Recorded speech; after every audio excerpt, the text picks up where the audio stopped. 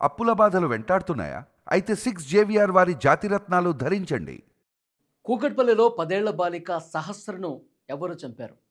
ఇది ఇంకా మిస్టరీగానే కొనసాగుతోంది. పోలీసులు దర్యాప్తు చేస్తున్నారు. 48 గంటలైంది, ఇంకా ఎవరు చంపారన్నది క్లారిటీ రాలా. అన్ని కోణాల్లో దర్యాప్తు చేస్తున్నారు. మొదటగా ప్రచారం జరిగింది. ఆ రెండో ఫ్లోర్‌లో ఎవరైతే ఒడిషా రాష్ట్రానికి సంబంధించిన ఫ్యామిలీ ఉన్నారో, సంజయ్ అనే యువకుడు ఉన్నారో, అతన్ని అదుపులోకి తీసుకున్నారు. అతన్ని ప్రశ్నించారు.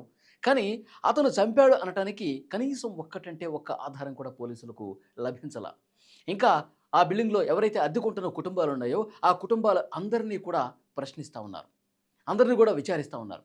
కానీ ఎక్కడా కూడా ఎలాంటి క్లూస్ దొరకని పరిస్థితి కనిపిస్తోంది. అనుమానం ఉన్న ప్రతి ఒక్కరిని ఆ అపార్ట్మెంట్‌లో ఎవరైతే అనుమానంగా కనిపించారో వాళ్ళందరినీ కూడా విచారిస్తూ ఉన్నారు. గంటలు గంటలు ప్రశ్నిస్తున్నారు. కానీ ఇప్పటి వరకు కూడా ఒక్కటంటే ఒక్క ఆధారం పోలీసులు సంపాదించలేకపోయారు. ఏం జరుగుతోంది? ఎక్కడ తప్పిదం కనిపిస్తోంది? అంటే హత్య చేసిన వ్యక్తి చాలా తెలివిగా ఎక్కడ ఆధారం దొరకకుండా ఏ ఒక్క చిన్న క్లూ కూడా లేకుండా అంత తెలివిగా మర్డర్ చేశాడా? పోలీసులు ఒక విషయం మాత్రం చాలా క్లియర్‌గా చెప్తా ఉన్నారు. బయట వ్యక్తులు కాదు. బయట నుంచి ఎవరు కూడా ఆ బిల్డింగ్‌లోకి ఎంటర్ కాలేదు. దగ్గరలో ఉన్నటువంటి సీసీ కెమెరాలో రికార్డ్ అయినటువంటి దృశ్యాలన్నీ కూడా పరిశీలించిన తర్వాత ఉదయం 9 గంటల నుంచి మధ్యాహ్నం 1 గంట వరకు బయట వ్యక్తులు ఎవరూ కూడా రాలేదు. ఆ బిల్డింగ్‌లో ఉన్న వాళ్ళే చంపారు అనటానికి ఈ ఒక్క ఎవిడెన్సు సరిపోతుంది అని చెప్పి పోలీసులు చెప్తా ఉన్నారు. మరి ఆ అపార్ట్మెంట్‌లో ఉన్న వాళ్ళే అయితే ఆ అద్దెకున్న వాళ్ళా? ఓనర్సా? లేకపోతే ఇంకెవరన్నా? దీన్ని తేల్చటానికి చాలా కీలకంగా ప్రస్తుతం పరిస్థితులు కనిపిస్తూ ఉన్నాయి. ఒకటి, డాగ్ స్క్వాడ్ వచ్చింది. ఆ డాగ్ స్క్వాడ్ అక్కడక్కడే తిరిగింది. ఆ బిల్డింగ్ చుట్టుపక్కల గల్లీలు. అంతే తప్ప ఎంత దూరం పోలా. అంటే దీన్ని బట్టి కూడా అర్థమవుతుంది ఆ అపార్ట్మెంట్‌లోనే ఉన్నాడు చంపినవాడు అనేది చాలా క్లియర్‌గా అర్థమవుతోంది.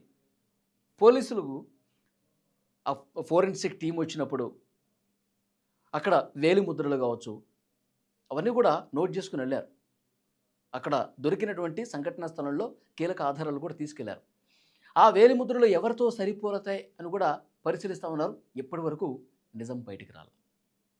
మరి ఎవరు చంపి ఉంటారు? సహస్ర 10 ఏళ్ల బాలిక అంత దారుణంగా పొడిచి పొడిచి చంపాల్సిన అవసరం ఎవరికుంది?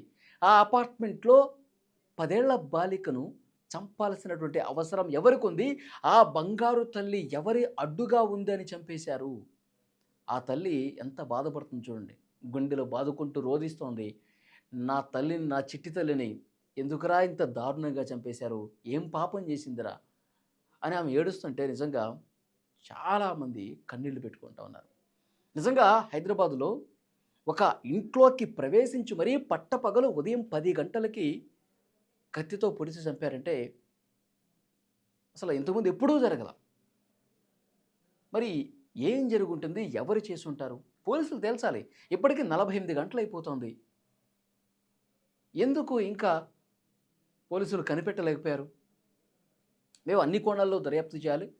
అందరినీ పిలిచి విచారించాలి అని మాట్లాడుతూ ఉన్నారు.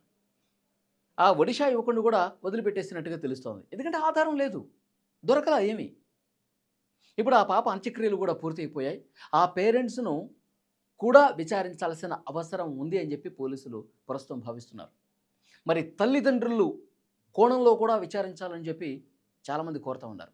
ఆ బిల్డింగ్‌లో ఉన్న అద్దె వాళ్ళని ఎవరైతే ఉంటున్నారో వాళ్ళందరినీ కూడా విచారించారు. కానీ దొరకలా. మరి కుటుంబ సభ్యులను కూడా ప్రశ్నించాలి గదా! కుటుంబ సభ్యులు ప్రమేయం ఏమన్నా ఉందా లేదో కూడా ఆ కోణంలో కూడా విచారించాలి గదా! తల్లేమో 10 గంటలు ఆమె డ్యూటీకెళ్ళిపోయింది. ఆసుపత్రిలో ల్యాబ్ టెక్నీషియన్‌గా పనిచేస్తుంది. ఆమె డ్యూటీకి ఆమె వెళ్ళిపోయింది. తర్వాత తండ్రి ఒక మెకానిక్ షెడ్‌లో పనిచేస్తా ఉన్నాడు. అతని డ్యూటీకి అతను వెళ్ళిపోయాడు. ఆ చిన్న పాప తమ్ముడున్నాడు. ఇంటి దగ్గర స్కూల్‌లో చదువుతా ఉన్నాడు. లంచ్ పెట్టేసారు. బాక్స్ పెట్టేసి వెళ్ళిపోయింది తల్లి. సో 12 గంటలకి ఈ పాపే వెళ్ళి, "అమ్మ తమ్ముడి బాక్స్ నేనిస్తాను. నేను వాళ్ళ ఇంట్లోనే ఉన్నాను గదా! నాకు స్కూల్ లేదు గదా!